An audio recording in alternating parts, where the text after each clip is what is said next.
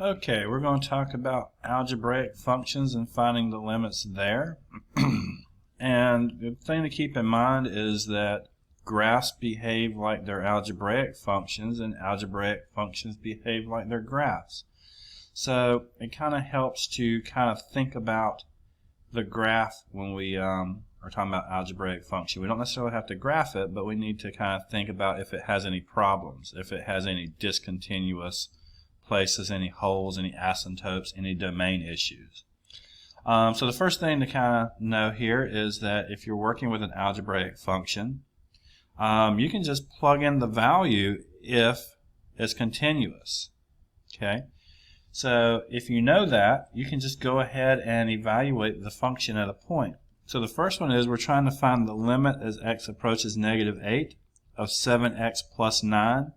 Well, keep in mind that 7x plus 9 is just a straight line, and there's no domain problems with straight line. There's no root, there's no denominator, there's no logarithm. So we're just going to plug that -8 in. So I have 7 times -8 plus 9.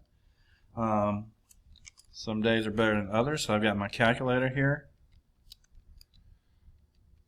-47. Not our go-to number, but that's our limit. So the straight line is continuous, so the expectation is to go exactly where the graph is headed. Okay. The next one, limit as x approaches 0 of 2x squared plus 4x minus 6. Again, this is an x squared, so it's a parabola. Parabolas are nice, continuous, wonderful little guys. Okay. So with that, we don't expect there to be any domain problems because there's no root, no denominator, no logarithm. So we're going to try plugging in the 0 and see what happens. We plug it in, we will get -6. Okay, no problem plugging that in. The next one, limit as x approaches 2 of 5 times the square root of 2x plus 5. Well, square root does have some domain problems, but it is a continuous function. You don't really have to check the domain. You could try plugging the number in, but let's see. The domain would be 2x plus 5 is greater than or equal to 0. And if we solve that, we get that x is greater than -5/2, so we can use any number greater than -5/2. And if you know that the square root function looks like squirt, we can just know that it's continuous over there. So we're just going to plug in the 2, so we'll have 5 times the square root of 4 plus 5, so that's 5 times 3, so that limit will be 15. And if we were to graph these functions, we could find these values by following the x movement to these numbers, so it would match up on the graph. The next one, the limit as x approaches 3 of the fraction 5x plus 6 on top, x minus 4 on the bottom.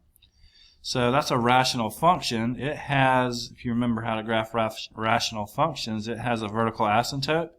Just really quick, the domain, not that we have to really investigate it, but the domain is based off of the denominator. X minus 4 cannot be 0, so x cannot be 4. So this function is defined and is nice and smooth and continuous, except there's a break at 4. Well, that doesn't affect plugging in 3. So if I plug in 3, I will get 15 plus 6 over -1. So that looks like -21. Okay. So one thing we can do is we can just plug in our values and see if they work. So let's see if there's any problem with that. So sometimes when you go to plug in a number, it doesn't work. You can talk about the domain if you want, but the quickest way is just to plug in a number and see what happens. So here I've got the limit of, as x approaches 4, of the fraction on top, x squared minus 4x over x squared minus 3x minus 4. So if I plug the 4 in right now, it'll be 16 minus 16. That'll be 0 on top. Not a problem, but on bottom it'll be 16 minus 12 minus 4, and that would give me 0 over 0.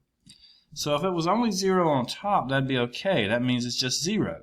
And graphs go through a height of 0 all the time.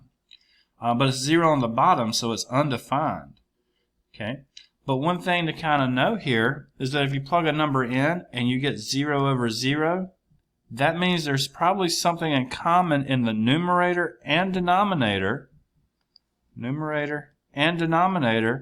that make them both zeros, something in common. So we have two techniques we're going to deal with there to deal with this. So the first technique will be what we use on A and B, and it will be to kind of factor. So I'm going to take out this other stuff here to give me some room. So because it was 0 over 0, it seems like there's a common factor. But we'll have the limit as x approaches 4. Now, the numerator x squared minus 4x, I can pull an x out of that, and it'll be x times x minus 4. The denominator x squared minus 3x minus 4, I can factor that quadratic. It'll be x minus 4 times x plus 1. And there you see it. You see an x minus 4 on top and bottom. So I'm going to cancel those out. And it leaves me with a function that evaluates the same everywhere except where I canceled out. It leaves me with x over x plus 1. And now that it's simplified, I'm going to try and plug that 4 in. And when I do, I get 4/5. And that will be the limit. Okay? It'd be interesting to look at this graph. It has a nice continuous looking curve, except there's just a hole right there where x equals 4. B, limit as x approaches 2. We got the fraction, and on top it's x squared minus 4x plus 4, and the denominator is x squared minus 5x plus 6. Once again, if I try and plug 2 in, let's see what I get. I get 4 minus 8 plus 4. That's 0 on top. On the bottom, I get 4 minus 10 plus 6. That's 0 on the bottom. So we're going to try this again. So just plugging 2 in right now fails. So I'm going to try and factor. Limit as x approaches 2 of, and the top factors into x minus 2 times x minus 2. And the bottom factors into x minus 2 times x minus 3. Okay. I do see a common term, x minus 2 on top, x minus 2 on bottom. So what's left is the limit as x approaches 2 of x minus 2 on top, x minus 3 on bottom. And if I plug 2 in now, I get 0 over negative 1, which is just 0. Okay. It's okay for the limit to be 0. Not a problem. Okay, it can't be 0 over 0, but it can be 0. Okay, the next two here are a little bit different. C is the limit as x approaches 4 of x minus 4 over square root of x minus 2. So when I plug the 4 in, on top I get 4 minus 4. On bottom, I get the square root of 4 minus 2, which is also 0. So I get 0 over 0. But this one doesn't factor, so it's a little bit different. So what we're going to do is we're going to take the thing that we have, the limit as x approaches 4, of x minus 4 over square root of x minus 2. And we're going to introduce multiplying by a conjugate. So I don't know if you're familiar with a conjugate, but we're going to multiply by a binomial, but we're going to change the sign. So the problem here is the square root. We want to get rid of that square root. So the bottom has square root of x minus 2. We're going to multiply by square root of x plus 2. And we're going to do that on bottom and top. We have to do the exact same thing. Now when I do that, on the bottom, let's just kind of keep with what we've got here. I'm going to fold these together on the bottom, and because it's basically an a minus b times a plus b, it's a difference of squares. So when I multiply the bottom, I'll get x minus 4. Now remember, on top I already had an x minus 4, and now it's going to be times the square root of x plus 2. And you may be trying to fold that top together, but because we're looking for factors, it's kind of counterproductive to multiply it together. So I'm not going to multiply that top together, not in this case. So I can reduce the x minus 4 over the x minus 4, and technically that just leaves 1 in the bottom. And now if I go to plug the 4 in, I get square root of 4 plus 2, which in this case will give me 2 plus 2, or 4. So that limit as x approaches 4 is 4.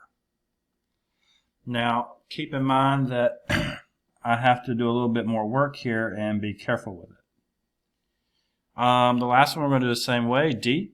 Limit as x approaches 3. It has a numerator of square root of x plus 1, and then subtract 2, all over the denominator of x minus 3. And we're trying to plug 3 in, so if you look at that up top, we will get 0 on the top, we will get 0 on the bottom. And because of that square root, we're going to use the conjugate again. So 0 over 0 means there's a common factor between the numerator and denominator. It's just hidden in this case. So we'll have the limit as x approaches 3 of square root of x plus 1 minus 2 all over x minus 3. And then we're going to multiply by the conjugate of that. Okay, and we're using the conjugate of the square root part, which will be x square root of x plus 1 plus 2, and then on bottom we'll have the same thing. So when I multiply straight across, the thing that I will get will be the limit as x approaches 3, and I'm multiplying difference of squares up top, so when I fold it I get x plus 1 minus 4.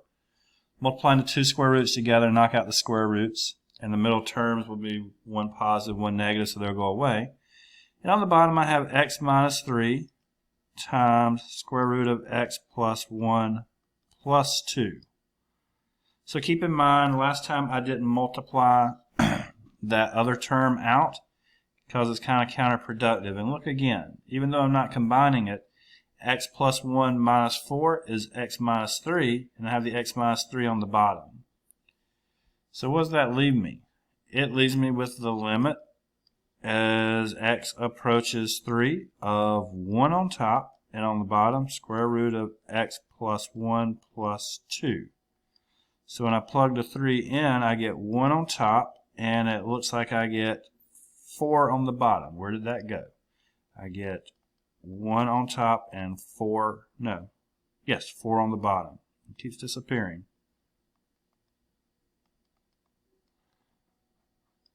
So that limit is 1/4. All right. So we can plug into nice continuous functions if there's not a problem. If we do get a problem, we need to investigate other options. If we get 0 over 0 from a fraction, we can hopefully either factor and reduce or multiply by a conjugate and reduce.